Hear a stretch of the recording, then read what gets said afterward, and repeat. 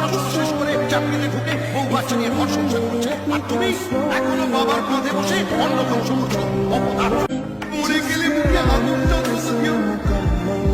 তোমার মতো ছেলের কাছ থেকে এর বেশি আর কি আসে? इधर वादा है, निकल जा, घर से जा, हमेशा हमेशा के लिए जा। दोबारा इस घर में शक्ल दिखाने की जरूरत नहीं है तुझे। जा, अरे मर जाता नहीं कि डूब मरता कि ट्रेन के नीचे आ। भैया मैं क्या सोचूं भैया, मेरे कुछ समझ नहीं आ रहा, मेरा ना दिमाग नहीं चल रहा है। सब लोग भी यही कह रहे हैं, ये नहीं कर सकते, वो नहीं कर सकते, सारे पलट रहे हैं भैया। मैं सच बता रहा हूँ, मेरा कोई साथ नहीं दे रहा। मैंने तो अपनी माँ से वादा किया था कि आपको कोई चिंता करने की जरूरत नहीं है, मैं बड़ा हो गया हूँ, आपको सुख दूंगा, आपका ध्यान रखूंगा। क्या ध्यान रखूंगा यार, मैं साला अपने खुद का नहीं ध्यान रख पाया। ये झटके में साली खुद इतनी आगे निकल गई यार, हम क्यों पीछे रह गए यार? कोई है जो हमको रास्ता दिखाएगा?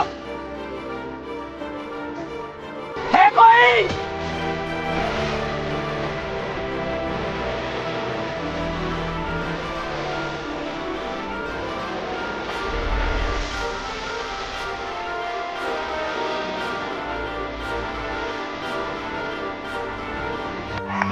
স্মার্ট বাড়িতে কি হয়?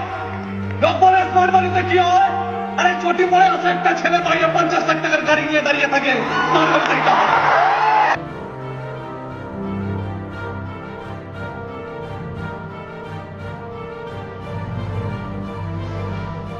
আমার একটাই টার্গেট, আগামী 5 বছরের মধ্যে এই হল থেকে আমি নেতাজি ইন্ডোরের বাইরে আমার শুধু মার্সিডিজ আমি দেখতে চাই না, হাজার হাজার মার্সিডিজ সাথে বাইরে দাঁড়িয়ে থাকে। এটাই আমার